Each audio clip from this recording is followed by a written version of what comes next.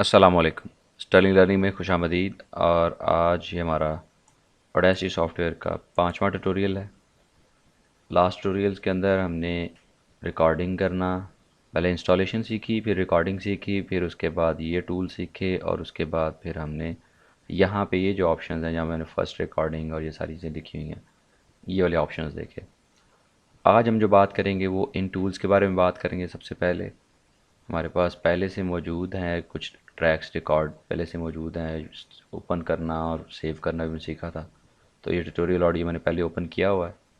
तो इसमें ये ऑप्शन है हमारे पास। सबसे पहले यहाँ पे आपके पास कैंची का निशान, इसे कट का ऑप्शन कहते हैं, और ये सिंपल, इसमें भी शॉर्टकट की वही है जो जनरल आम हम इस्तेमाल करते हैं विंडोज़ के अंदर, कंट्रोल एक्स। यहाँ तो यहाँ पे से सिलेक्ट करके ये वाला कट इस्तेमाल कर लें, इसको अनडू करके यहाँ से आप कंट्रोल एक्स जब दबाएंगे तब भी आपके पास यही ऑप्शन होगी। और कट करने के बाद वही उसी तरह से, जिस अब यहाँ से कट किया, अब मैं यहाँ पे पेस्ट करना चाहता हूँ।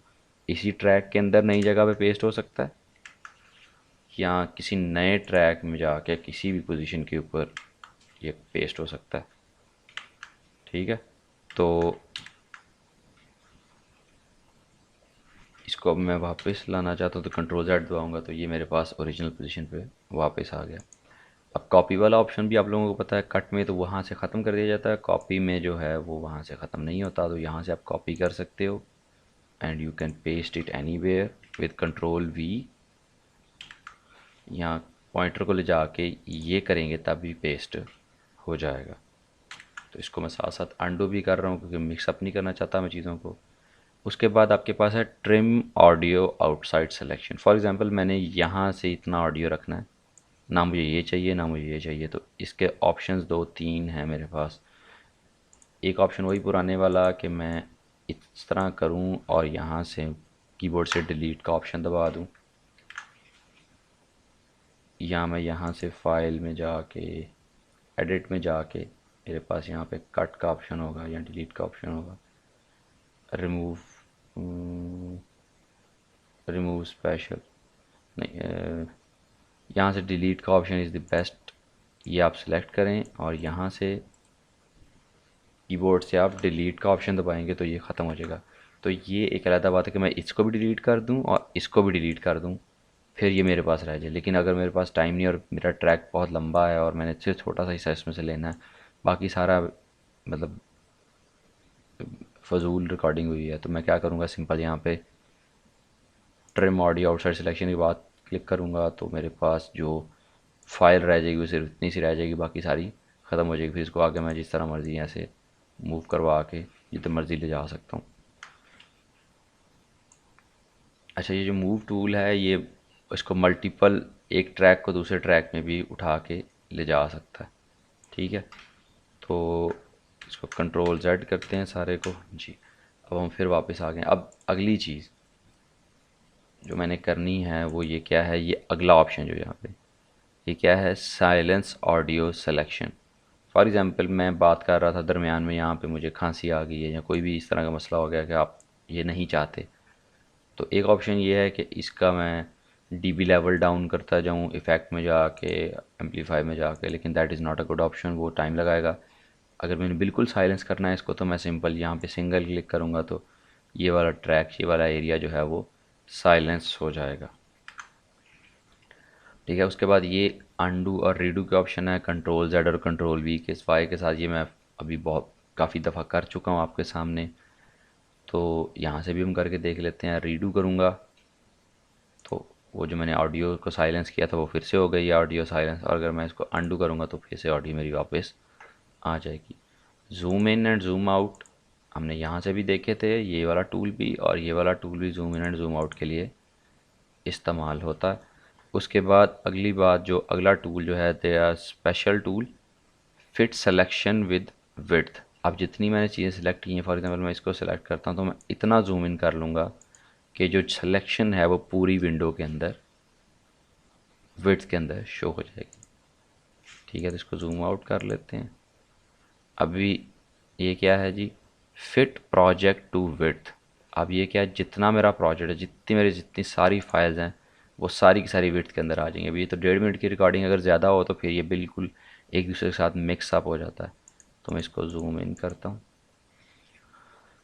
अब यहाँ पे ये क्या है, जूम टॉगल, शिफ्ट जूम, सबसे ज़्यादा जूम, और ये सब जो आपकी नॉर्मल वैल्यू थी वो आ गई। और अगर मैं इस पर क्लिक करूँगा तो द मैक्सिमम जूम, जहाँ पे आपको अलग-अलग जो जो कैसे कहते हैं, बहुत डिटेल में जहाँ पे आप इसको ये करते हैं, ड्रा टूल भी इस्तेमाल कर सकते हैं, उस लेवल पे चला जाता है। तो हम जब इस क्लिक करेंगे तो वापस जिस लेवल पे हम थे वहाँ पे हम वापस आ जाएंगे। ये नीचे दो ऑप्शंस आप लोगों ने देखी होंगी, इसमें ये है रिकॉर्डिंग वॉल्यूम, जितनी ज़्यादा माइक तो अपनी 100% दे रहा है, उसको आपने 100% लेनी है, या अपने कम वैल्यू रिकॉर्ड करनी तो रिकॉर्डिंग लेवल को अप डाउन कर सकते हैं।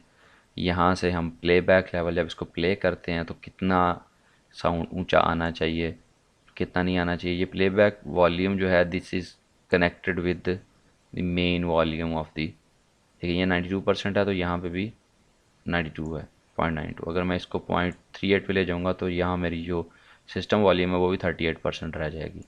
तो ये बेसिकली सिस्टम वॉल्यूम ही है, लेकिन यहाँ पे ऊपर दिया हुआ है, तो यहाँ से भी आप इसको कम ज़्यादा कर सकते हैं। उसके बाद आखिरी ऑप्शन जो रह गई थी हमारी इन सारी ऑप्शंस में से, वो है आपके पास प्लेबैक स्पीड। अच्छा, मैं जब शुरू में मैं कर रहा था ये काम सारा, तो मैं इस प्लेबैक स्पीड को ज़्यादा करता था और यहाँ से प्ले का बटन दबाता था। आप लोगों को भी यार इसको रिकॉर्ड करना शुरू कर देगा, आवाज़ के इस प्लेबैक के अंदर फ़र्क नहीं पड़ता था, तो मैं बड़ा परेशान था। लेकिन एक दिन मैंने जब प्लेबैक स्पीड को थोड़ा ज़्यादा किया और यहाँ पे क्लिक कर दिया, तो फिर देखें अभी कितनी मज़े की आवाज़ आएगी। आप लोगों को भी यार इसको रिकॉर्ड करना शुरू कर देगा। यहाँ पे अपन लोगों को ये नजर आ रही है, ये जो पॉइंटर है ये मूव कर रहा है, मैं इसको जूम आउट। तो ये मतलब कार्टूनी आवाज़ बन जाती है। तो यहाँ से अगर आपने प्लेबैक स्पीड को ज़्यादा कम करना है तो यहाँ से पे इस प्ले पे क्लिक करेंगे तो उस प्लेबैक स्पीड से चलाएगा। फॉर एग्जांपल मैं इसको कम करता हूँ, 1 से डाउन 72 पे ले जाता हूँ, अभी देखिए कितनी मोटी आवाज़ आएगी। आप लोगों को भी यार इसको रिकॉर्ड करना शुरू कर देगा। यहाँ पे जो लोगों को ये नज़र आ रही है, ये जो पॉइंट।